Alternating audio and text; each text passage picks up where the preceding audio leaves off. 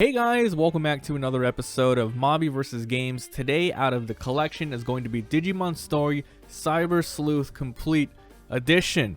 Now, Digimon is nowhere near as large as Pokemon these days, but there does exist a real hardcore fanbase that keeps the series alive and well, with games being cranked out fairly regularly. I downloaded this for the Switch a few months back, and when we finally finished the main story, we ended up with around 40 plus Let's Play episodes. Be sure to check out the playlist, link in the description. So today I want to sit back, relax, chillax, and let you guys know my true and honest thoughts about my experience with the game itself. Was it good? Was it bad? We have a lot to talk about, so let's get the game started.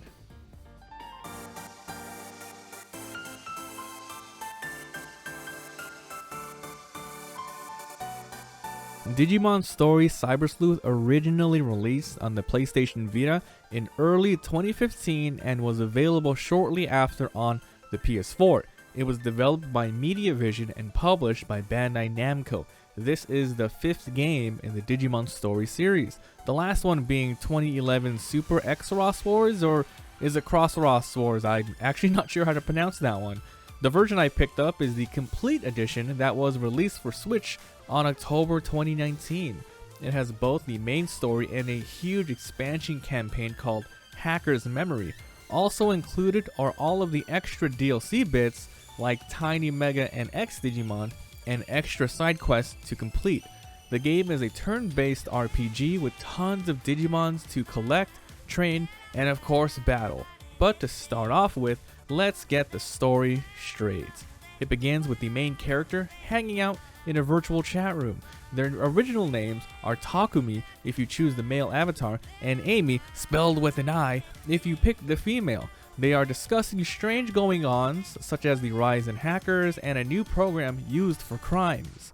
They decide to meet up in person, and here, my friends, are your main teenage default Digimon characters. Arata, a somewhat loner emo who reminds me way too much of Sasuke from Naruto. And Nokia. She is overly sexual, and if it wasn't for the censored ports, I'm sure this game would be a little higher rated. You meet a couple of others, but I don't really want to spoil too much of the later story. Long story short, you gain access to the Digivices, team up with some new monster buddies, get your data half erased by an eater, get thrusted back into reality, almost get ran over, get recruited by some weird chick to be her cyber sleuth detective, hence the name of the game, and it's your job to figure out why Digimon are suddenly appearing in our world and uncover the dark secrets of Eden, which is the digital space you'll be inhabiting throughout the majority of the game. Whew, you got that? So yeah, the story gets really complicated as you go through the chapters, and it definitely feels like an anime at times. In fact, this is one of my favorite aspects of this game, the main story.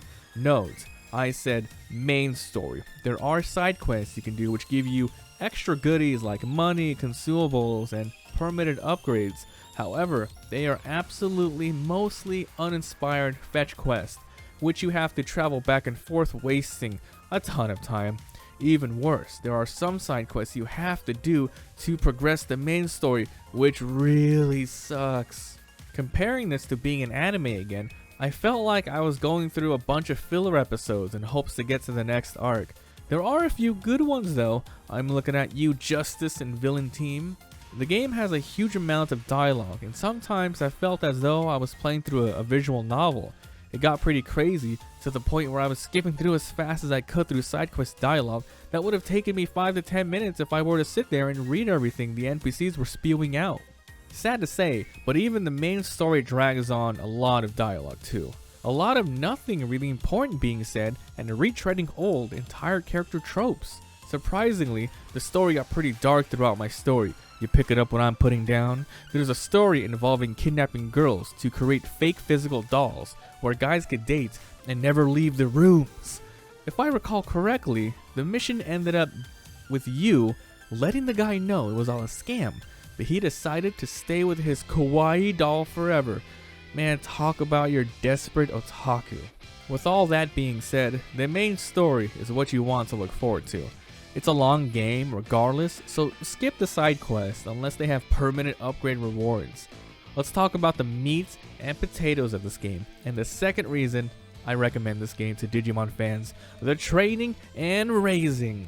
I'm not sure how it worked in past games, but here, in order to obtain new training stage Digimon to later on digivolve them into champions, ultimate, megas, and even ultras in alternate forms, you simply fight them in the world and scan them. You can then simply summon them and off you go. Training is pretty streamlined, but there are some things the game doesn't tell you in great detail. There are a couple ways to influence your Digimon's growth. Each Digimon comes with their own personality, which dictates which stats they lean towards, besides leveling up, which increases their stats in different ways depending on the species. You can use their personalities and leave them in the Digifarm.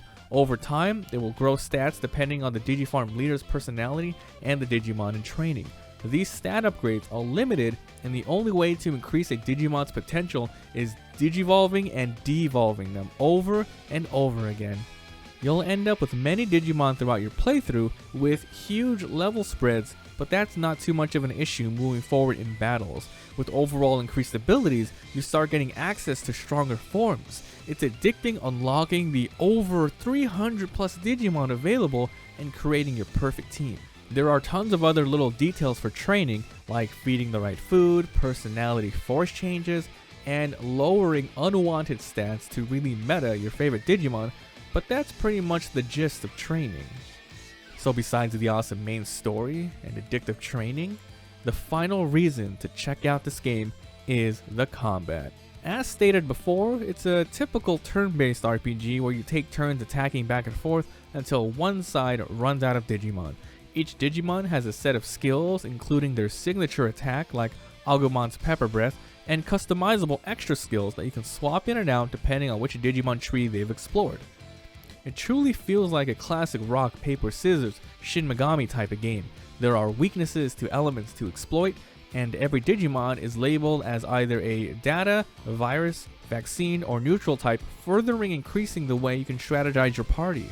Speaking of party, you initially have access to carrying only around 3 Digimon at once, but there is potential for 11 Digimon to bring into battles.